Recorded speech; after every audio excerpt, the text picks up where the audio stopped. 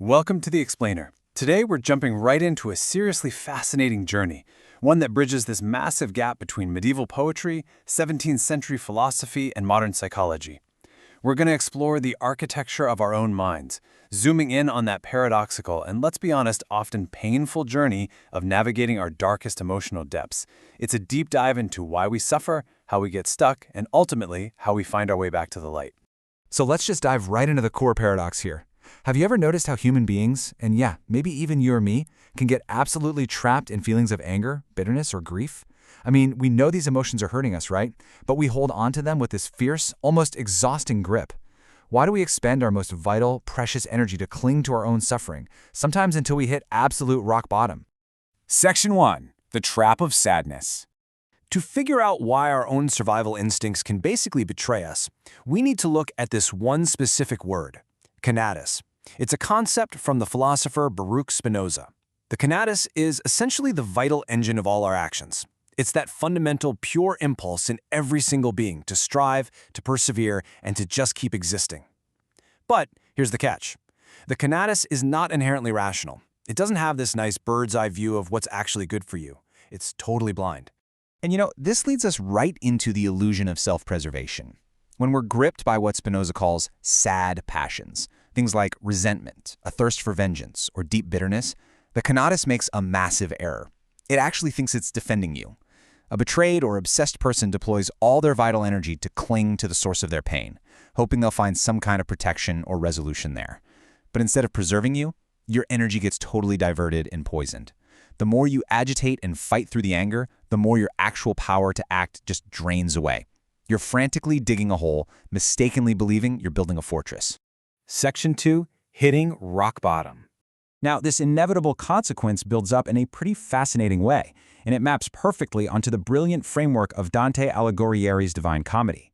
See, in Dante's vision, hell isn't just this place of arbitrary punishment handed down by an angry god. It's actually the logical, inevitable inertia of our own obsessive behaviors. It's a progression. It starts with uncontrolled earthly passion, moves into this stubborn fixation of desire, and ends in complete petrification. The punishment is literally just the permanent continuation of that earthly passion. Right at the absolute center of Dante's hell, you've got Cocytus, this massive frozen lake. Here, Lucifer beats his wings, creating a freezing wind that turns absolutely everything to ice. And this is just a profoundly brilliant psychological metaphor. When the conatus is reduced to its darkest, most isolated state, like pure, unforgiving pride, it literally freezes. There's no movement, no warmth, no love. The absolute bottom is the complete rigidity of an ego that refuses to receive or forgive anything.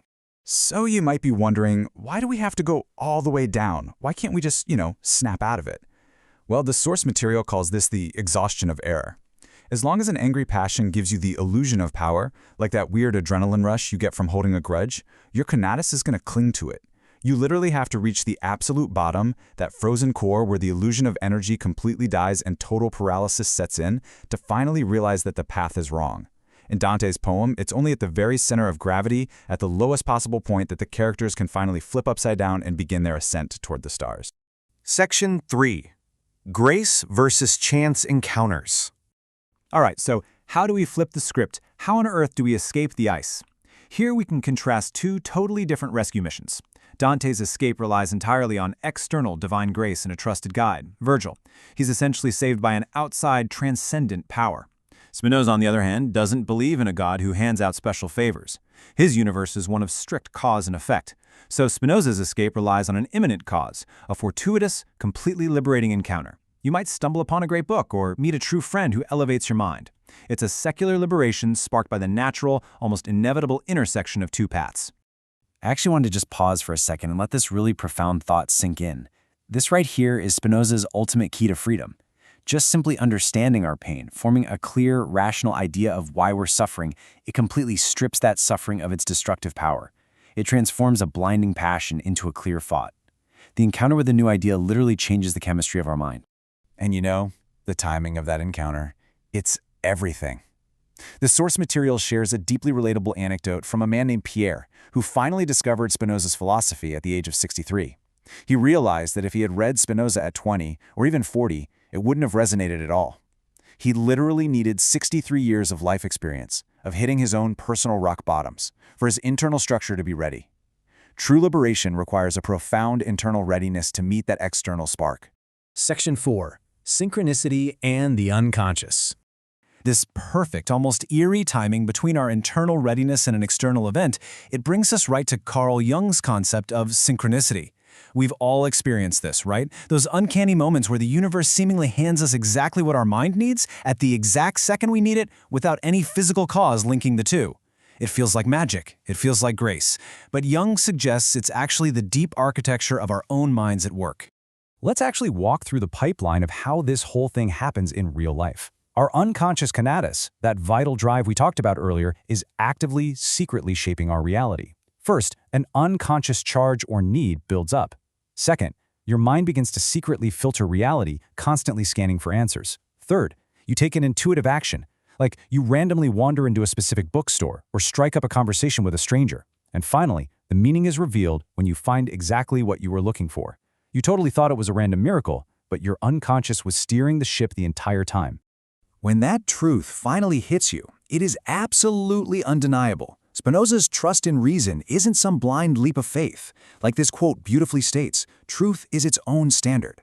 When you finally understand your own mind, the clarity is immediate and self-evident, a lot like turning on a really bright light in a pitch-dark room. You don't even need a guide anymore. The light of your own understanding is more than enough. When we break down the structural differences between religious grace and rational determinism right next to each other, a really fascinating pattern emerges. For Dante, the source is a transcendent will, the meaning is a literal miracle, and the resulting attitude is pure gratitude.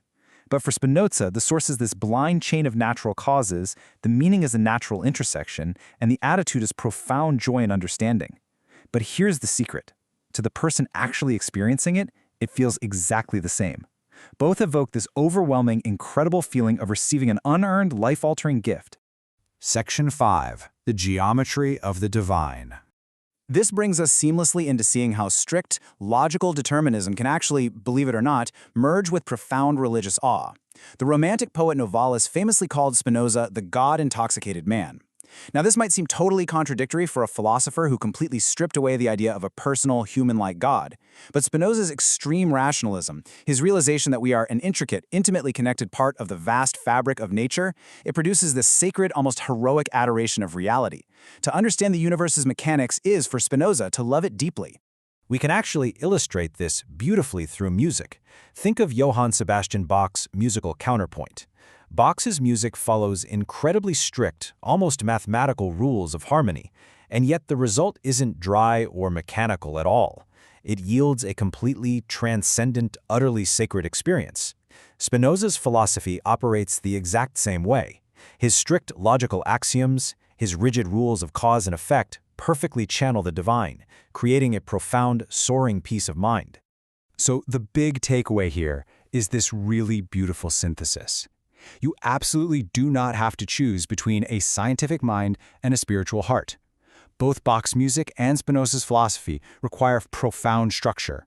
Both of them completely reject the illusion of randomness, and most importantly, both allow the voice of reason and the voice of deep religious sentiment to sing together in perfect harmony, like some kind of cosmic fugue. Which brings us to the end of our explainer today. But I want to leave you with this provocative thought. Think about your own life, your own passions, and the times you felt truly stuck in the ice. If our unconscious drive, our conatus, is always working beneath the surface to prepare us for the exact knowledge we need, you have to ask yourself, are you subconsciously preparing yourself to finally step out of the dark? Is your conatus ready for its next defining encounter? Keep your eyes open. The structure of the universe just might have an intersection waiting right there for you.